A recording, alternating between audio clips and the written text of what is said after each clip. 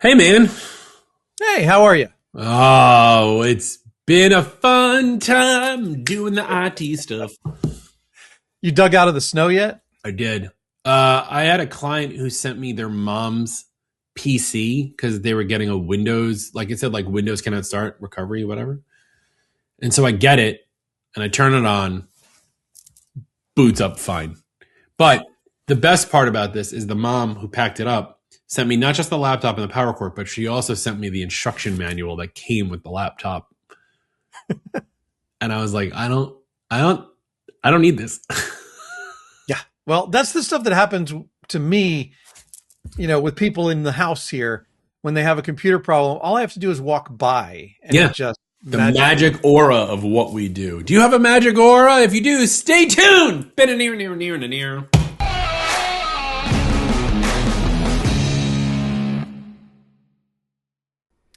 We are thrilled to announce that Sync 365 is officially the newest All Things MSP vendor partner. If you're an MSP, you know the pain of manual billing. It's time to stop losing money on unbilled licenses and get out of Excel hell. Sync 365 automates your Microsoft 365, Azure, and third-party license billing directly into your PSA. It connects seamlessly with ConnectWise, Autotask, and Halo PSA to ensure your invoices are accurate every single month. Stop leaking revenue, start syncing it. Check them out today at sync365license.com. That's sync365license.com. Level up your email domain security and deliverability. Reduce business email compromise and reel in that pesky email phishing. Make DMARC a new revenue stream for your MSP. Becoming a managed service provider partner with Easy DMARC is a great opportunity for your business to boost sales and decrease risk. Your customers need DMARC. Your job is to let them know that their email domain might be at risk. Find out more today at atmsp.link/EasyDMARC.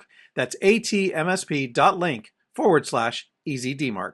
What's up, everybody? Welcome to the All Things MSP podcast. I'm your host, Justin Esgar, and with me all is the man who has not a beard but a thermal solution, Mr. Eric Anthony. Well, and it's good that I do because it's going to snow again here in North Carolina this weekend. It better not snow where I am because I didn't talk about this on the podcast last week, but I got myself out of the 14 feet of snow that New Jersey got. And I've had this consistent problem with my beast of a snowblower that I got like years ago, is that the wheel keeps falling off and I keep replacing the pin or I'll put a bolt in there, but the torque of the spoke is stronger than the wheel, so it keeps snapping. So I finally found some company that will like fix it. And I called them. Like I went to Toro's website and they told me to go to this place and they took it from me. Right? They did. I had to pay them for pickup because it's heavy, it's massive. Oh, yeah. And so they were like, just leave it in your driveway. And I called them back later. I was like, hey, I left it in the driveway. Just so you know, it's the left one. And the girl goes, what do you mean? And I go, you should read the notes on this. And she looks and then she reads the note that says wheel falls off. And she's like, oh, yeah, because of that. I'm hoping it does not snow because I don't have a way out of it because they have my snow. That's not what we're talking about here. We're talking about pricing today. But I could do a better lead in, but like, do you need me to? Not for this topic, because this is one of the most popular topics among MSPs Yeah. and maybe one of the most controversial. So we're gonna start a fight today. Eric and I decided that we're gonna get into a marital tiff over pricing because everyone has their own way of looking at this. You know, we can look back at Carl Palachuk's MSP in a month when it first came out and be like, nope, that's the way to do it. We can look at it per device, per user, per company, per project, per endpoint times 5. Like there's too many ways to do this. And so Eric and I are going to get into a fight, and I promise you, mommy and daddy will be okay. But the truth of the matter is, I guarantee you by the end of this conversation, we're not going to have a solution for anyone because No. there is no right answer here. You can hang up, you can stop listening now, but don't. But they may find the right answer for them. And I think that's Exactly. the point. Exactly. So let's just dive right into this one. Okay. I am an MSP. My name is Justin. Hi, Justin. we charge per device and per user and per site. So we have per device for like monthly maintenance. And as per our services guide written by the amazing robotic Brad Gross, by the way, have you seen his Facebook post with him as like the Terminator? Come on. Yes. Brad. That's awesome. You're a lawyer, dude. Our per device is like includes MDM, software updates, making sure the machine's okay, the health, whatever. Because remember, it's a maintenance plan. Our per user is for things like our email backup or email protection, because we can't charge per device because you have more emails than you do people.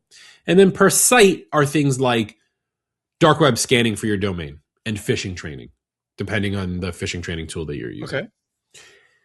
Now, our PSA doesn't allow us to literally have like headers for those things, but that is how we price it out on the invoice. I would love for to have per device, per user, per site pricing in the invoice. Okay. But our PSA doesn't allow for that. So we just have it listed as monthly, and then we just have all the items as line items underneath it. The argument here is that a lot of people they want to pick one. I'm either going to do per device or per user pricing. Or they want to go, I'm going to do per user pricing and I'm going to give everybody the ability to have 2 devices. But if someone has a 3rd device, I'm going to charge them for an extra user. Like, it gets weird. And I still feel like I've been doing pricing the same way I've been doing pricing since before I even started the company, when I worked for another company back in 2004. Right? Like, because we were $100 per device and it's the same ish included. Like, are we doing it wrong? Is there more money to be made in another modality? Is it really the difference between quote unquote maintenance versus quote unquote work, quote unquote projects? What's included in an all you can eat? Is it unlimited labor hours? Is it better not to? I have friends who don't do unlimited labor hours and they have a lower per device pricing and then they charge hourly on top of that. There's too many I think there's too many variants to MSP pricing models. That's your turn. Okay. There's a lot there. Yeah, there's a lot there. And here's where I think a lot of MSPs kind of by default go. And that is, they want to be fair about their pricing to their clients. And the most accurate way, I guess I would say it, to be fair, is to itemize everything, right? Because then the customer, the client, is only paying for what they use. The problem is keeping up with that is incredibly difficult. And it can become very confusing for the client. And so what we've tried to do, I think, as an industry, has evolved to try and make it easier on the client, but also still find one thing, a post that we can tie to, whether it's per user, per device, or whatever, to bundle everything else into. So if they have 20 people, they're getting charged $20 or $100 times 20 people, whatever it is. And that's the service. Right. The problem is, in order to make sure that you play it safe and protect your margins, you have to build a lot into that they may or may not be consuming. And some people may have a problem with that. And, I have gotten myself over that. Like, I now understand that to provide the best service, the best experience to the client, I have to over include. And yes, does that mean I make more money sometimes? Absolutely. That's exactly what that means. But you have to have the margin in there to know that you can always create the experience. Yeah. Does that make sense? No. It does, because, I know we've talked about this where like PCMSPs race to the bottom because it's a commodity, but like there's only so low you can go because you have your cogs involved, right? Then there's some MSPs who literally line item, like you said, line item out everything on the customer's thing, and their bills. Like, when I get customers who come to me from a PC MSP who's taking care of a Mac shop, which don't, but like they always send me their contracts, and their contracts are like the page that has all the pricing is so convoluted. Like it's almost like it's like obscure. It's security through obscurity, right? Like you're keeping the customer by like not letting them understand what they're paying for by like making these super complicated components. And so we like it gets messy that way. Like I don't want to overdo the bill, right? In terms of like so many lines. I think the most complicated bill I have is I have a client right now who has, you're not going to like this. They have multiple lines for a particular product that I have to pay by when I have to buy the users, and I have to buy the space, and I have to buy the security tool, and I have to buy space in that security tool. And so there's like 6 lines on their bill for all of that because that's the way I'm billed, right? And so then the other part of this is also like, do you price based on that? Can you price based on the business needs? Because like years ago, oh my God, how this was 2016, 2017. I met with somebody. I flew them up from Texas and we did like a business meeting here. It was like a coach of some sort. And I've told this story on the show before, where like we were at one of my clients' offices. We were using their conference room. And he had asked me how much we were charging that customer. And at the time, I think we were charging the customer $125 a device. And they had 30 devices. So do the math, right? 125 times 30, $37.50 a month. He goes, that computer that person's on right there, if that computer stops working, will the company here lose more money than $37.50 a day, an hour, a week, or whatever? Like how much money is the company going to lose? And I was like, I don't know. They can probably lose argumentatively $10,000 because that employee is worth $10,000, doing $10,000 worth of work a day. He goes, cool. Why are you not billing them $10,000 a month? I'm like, because they're not going to see it that way. But they will if their stuff stops working and that employee goes dormant. Right. So like he wasn't wrong. And we're talking about 9 years ago and we're still not doing it that way because it's hard to articulate that to a customer, because I think also, and this is a topic for a different show, what does it mean to be an MSP, right? Like, what does it mean to be like, it's a monthly bill and what's included, and it's a maintenance thing. So when you get a new computer, we add that, and then we do this thing and that thing and that thing. And again, back to obscurity through confusion through invoicing. Well, I think that you kind of have to back this up to what business model are you actually operating on, right? Because we call it managed services, but people who are still break fix call themselves managed services. Just because they have recurring revenue. Right, because they have recurring revenue. And so you really got to decide, are you just doing outsourced IT? Are you just doing some break fix with some preventative like security tools and backup? Are you offering the entire enchilada where you are their IT department, right? And you're charging them a flat fee per month to be their IT department? Those are wildly different and all have to be priced differently. That's why there is no one answer to this. Now, I do want to back up a second because you started using some words and some acronyms like COGS, which is cost of goods sold, and make sure that everybody understands the relationship. You have these costs, okay, that absolutely have to be covered. Now, you have hard costs like your RMM tool, your security tool, stuff like that. You know the expense per user, per device, whatever it is. So that's easy to calculate.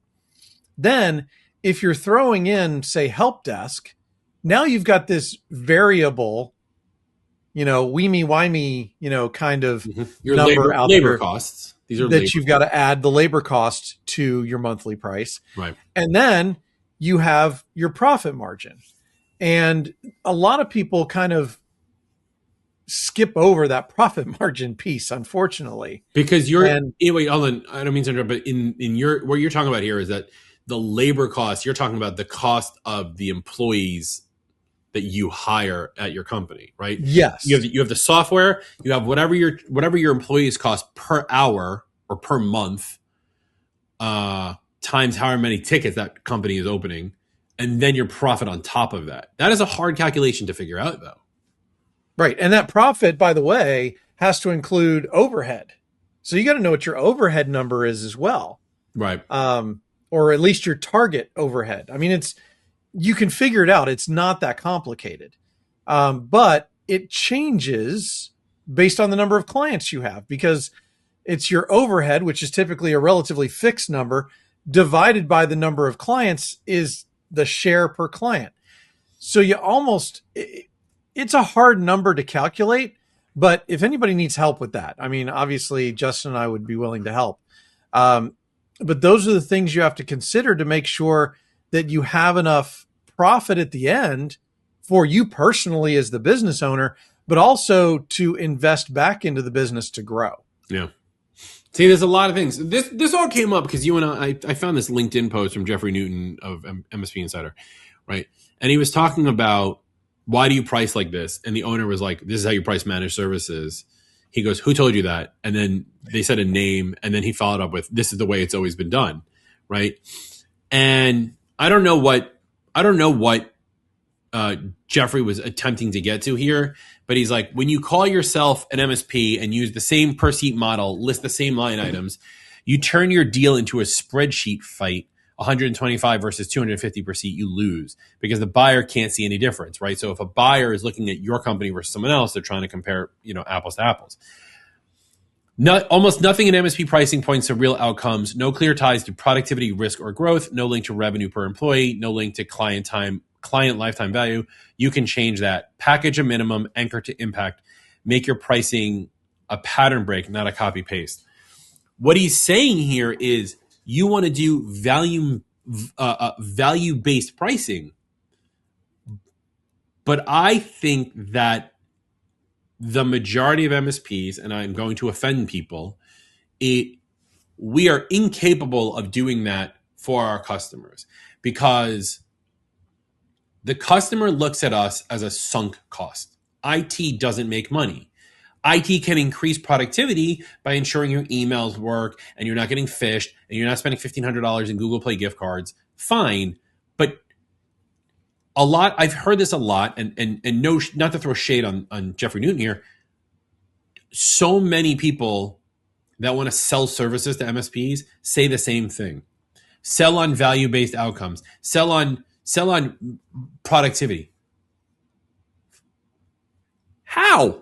Because the company's not managing the company itself. My clients aren't calculating productivity now. Right. And that is a problem, right? Is that productivity is probably the hardest number to nail down because it's going to vary by employee. There's too many variables involved in it. So the productivity value is a very hard number to come about. Yeah. But a lot of this also stems to how you do business, right?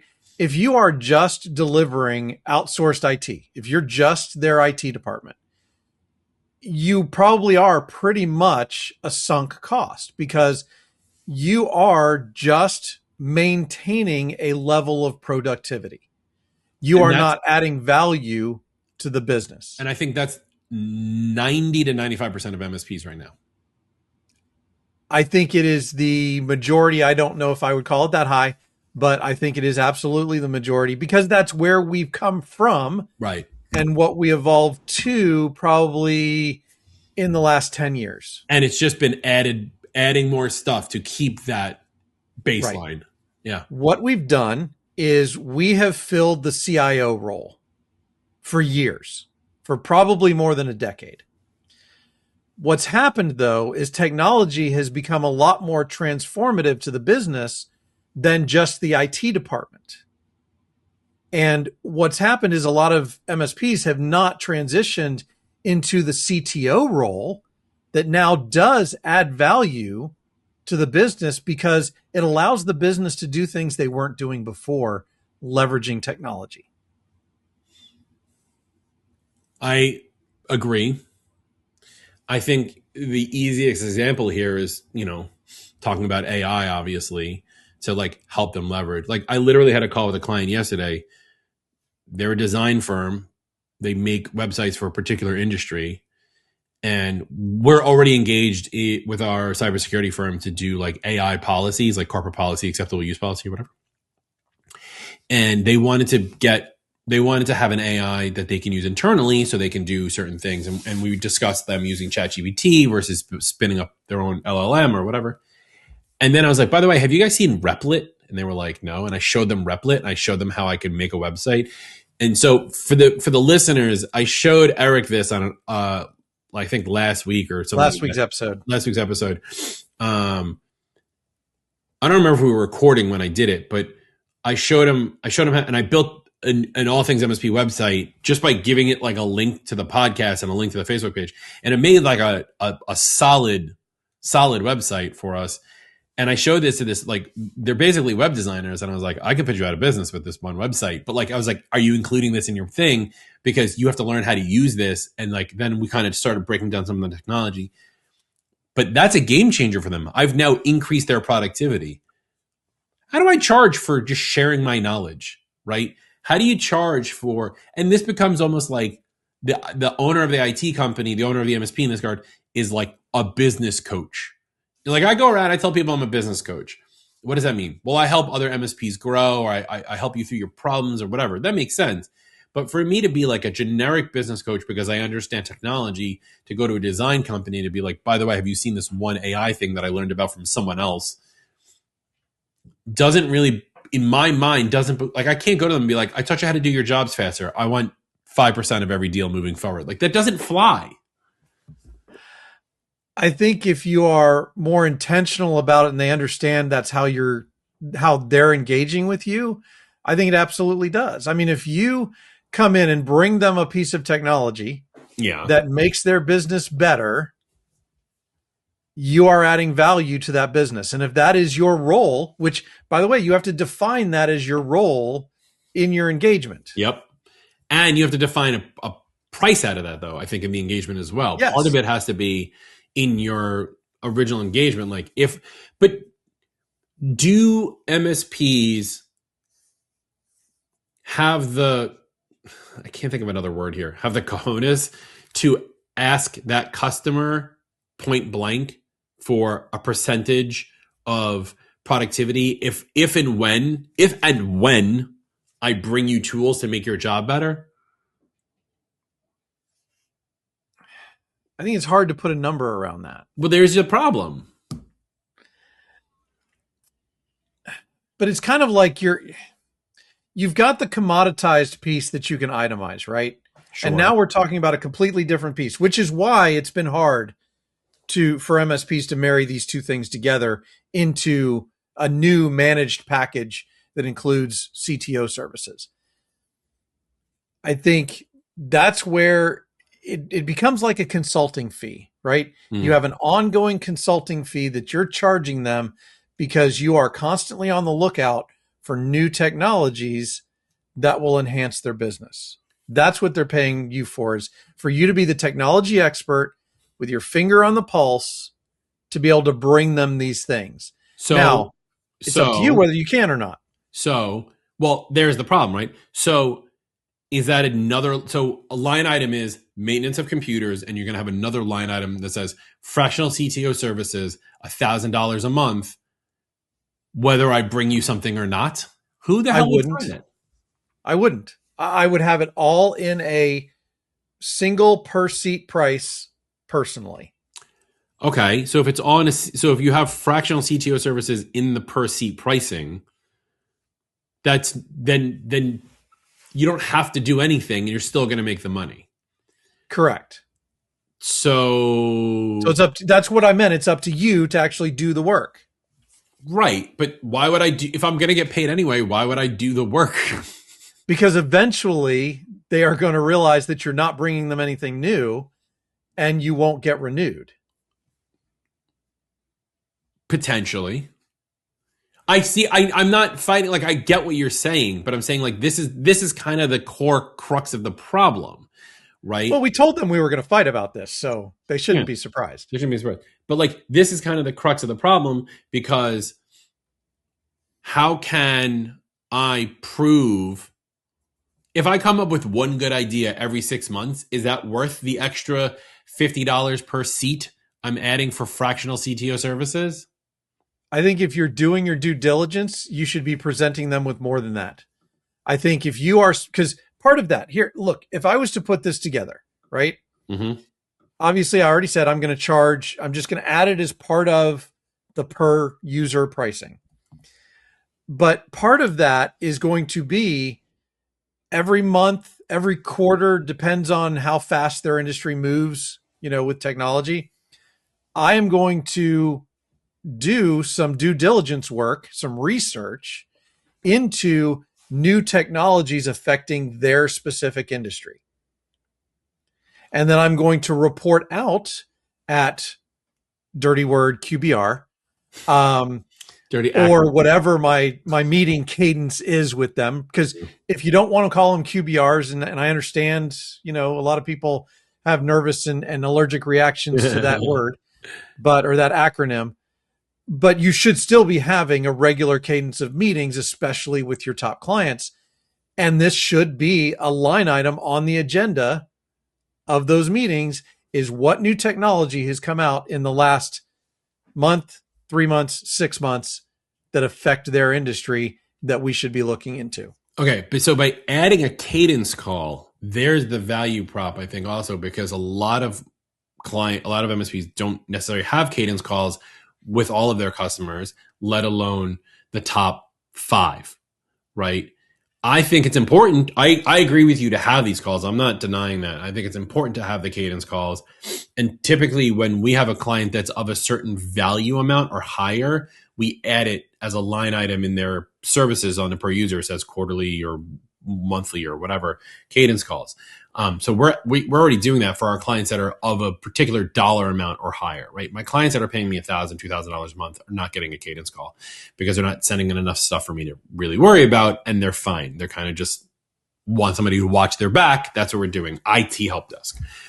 Whereas the bigger customers that I have, they're the ones like the call before this was a cadence call that's normally bi-weekly, but for the month of January, just to play catch up because I got a new employee, we're going every week.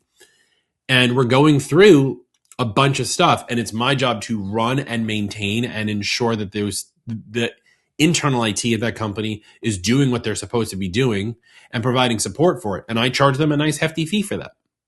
Mm-hmm. So that I think is allowed as long as, to your point, you're doing the work. It doesn't always, I don't agree with it always has to be bringing them technology that will help them move forward. Sometimes it could just be, what's all the stuff that your team is complaining about that they haven't told us? Or where can we increase productivity because of something that hasn't been brought to our attention? So like, I think those cadence calls, and we're kind of a little off topic, but I think those cadence calls definitely can help bring about other pieces, but you definitely should be having them and you definitely should be charging for them, whether as a line item or as part of the per device pricing. Right, because there's real work involved. And so you have to capture the cost of that real work someplace. And especially since it's probably done by you, the owner, or more senior people on your team, it is more expensive work. And you've got to capture that somewhere, whether it's line item or whether it's included in the per user pricing. I don't care, as long as it's being captured and as long as your clients are good with it. I personally prefer to keep invoices simple. I do too. I want to go back though. Let's go back to Carl. We all love Carl. There's nothing wrong with Carl. We all love Carl. His original MSP in a Month book that came out in, insert the year here. It's right back there on that shelf. I think I have it in my bookshelf over there. Said you should have 3 pricing structures: good, better, best. Do we still feel like that's necessary today? This is such a debated question, right?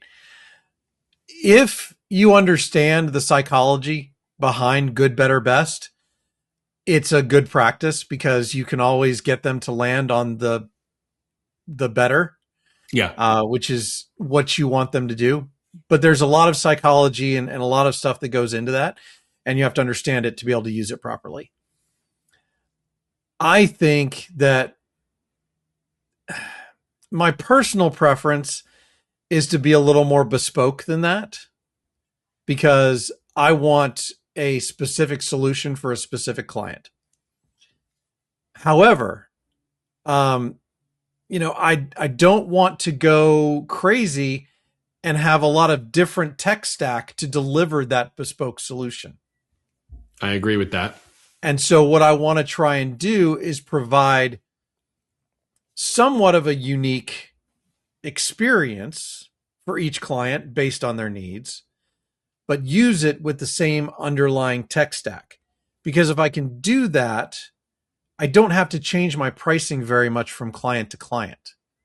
And you don't have to retrain your staff on all these new tools. Correct. I'm all for minimal tool set. Like we're having a debate right now internally at Virtua about a potential new customer who needs a level of compliancy that we've never done before and whether or not the tools we have can do it, or do we need to go get another tool? And the person who's making this pitch to us is like, no, they need all these other things. And I'm like, I don't want to buy those things. I may rather not have the customer than have to go and buy all of these new tools and have my team learn all this stuff when everyone else fits into my playground that I already have. Why do I need to have this outlier who needs 17 new things? Because having all those tools is basically death by 1,000 cuts because no one will ever learn it. So I agree with you on the fit them into the tools that you have. On the good, better, best, there is also a separate sort of mentality around it, which is like the difference between good and better might be a $5 or $10 per device pricing, and best would be $100 difference from better, right? That way you kind of land them in the better. Or you can do it the other way around.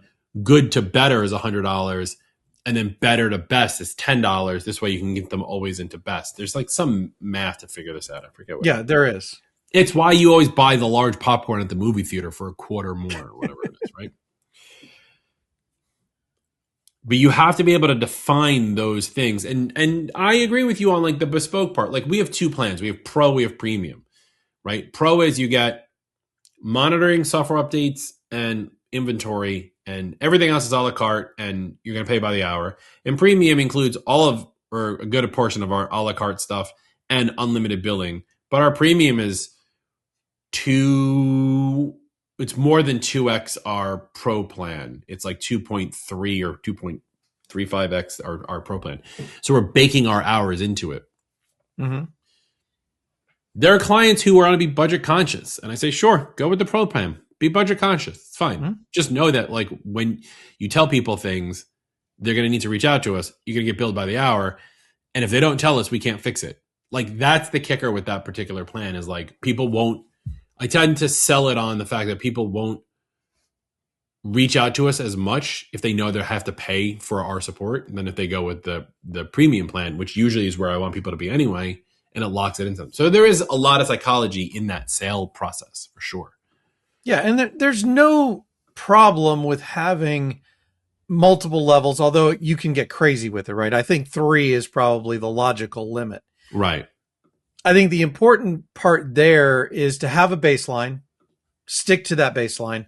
Anybody who wants to go below that baseline is not a customer that you want. Mm-hmm. Give them to somebody else whose baseline is lower, right? And look, I'm not going to tell you how to run your business. If you want to have a low baseline, especially when it comes to security, that's your risk.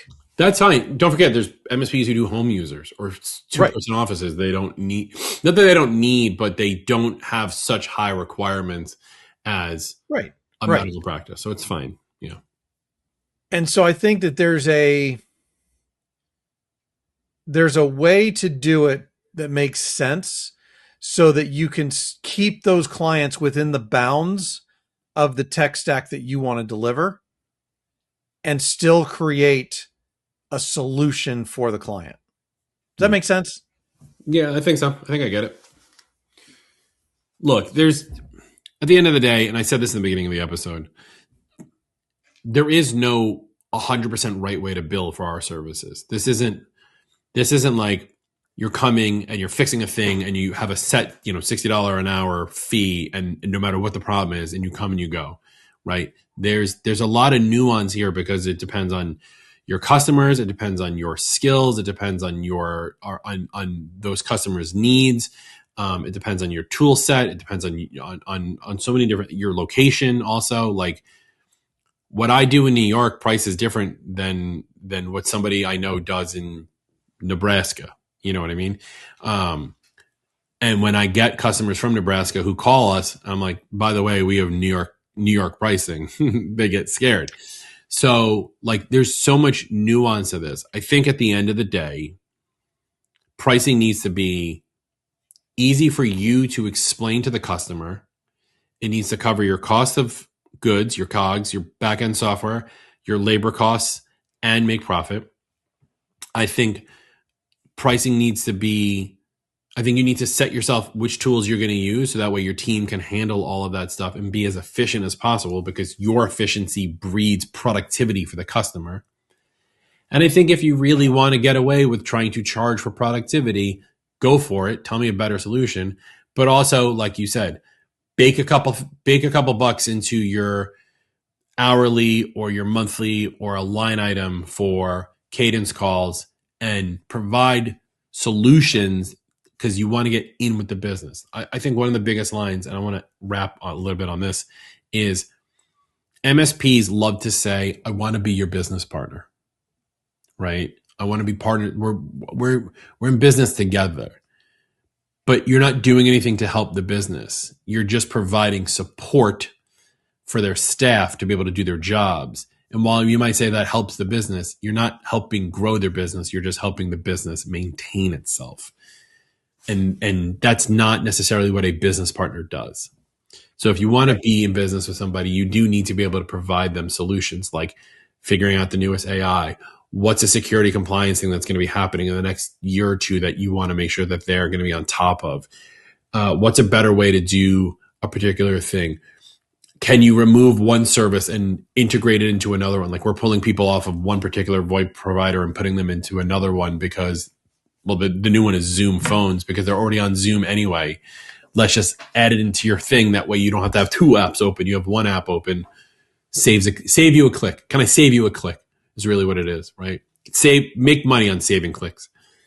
But yeah, at the end of the day, I really don't feel like there is a solution, a holistic solution for everyone. There just isn't. No. It's just the way it is. And anyone who tells you that there is lying. Yeah, because it depends on the business model, right? And I think what you just pointed out is there are three buckets of kind of services that I think an MSP should be looking at providing for their clients, and they're going to bill differently based on which ones they provide. That's going to be the CIO role, the CISO role for security and compliance, and then the CTO role for leveraging new technologies. And I will end my part of this by saying there's one tactical thing that if I could get every MSP to do this, it's amazing how much it makes your life easier. Whatever your pricing model, there should be an extra 5 to 10% in there so that you can swap tools or add tools at any point in the contract and not have to worry about changing their pricing until their next renewal. That's good. I like that. We'll end there. Ladies and gentlemen, that's Eric. I'm Justin. Follow us at facebook.com/group/allthingsmsp. Listen on all your favorite podcasting tools. Check us out in high def glory and how dark I look today because my lights broke right before we started recording at youtube.com/@allthingsmsp. Elgato. Like, subscribe, hit the bell. You know who we are. You know where to find us. Make it happen. Bye.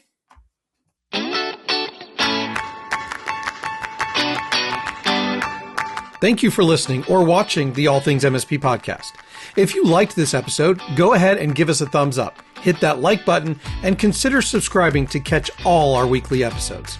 And from your host extraordinaire, Justin Esgar, and myself, Eric Anthony, your humble producer and All Things MSP founder, thank you very much for spending your time with us. If you are not aware, All Things MSP started as a Facebook group and now supports over 6,000 members. We also have a LinkedIn page for those of you who don't do Facebook, and make sure to check out our YouTube channel for even more content. And a big thank you to our premier sponsors, EasyDmark, Helped, GoZinta, MoveBot, and Nodeware.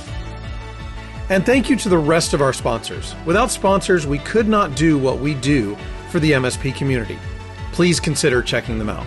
The All Things MSP podcast is a BizPow LLC production. The views and opinions of the hosts and guests are their own and do not reflect the thoughts and opinions of any employer, vendor, sponsor, or random taxi driver in the Metro DC area. Be sure to join us next week for another exciting episode.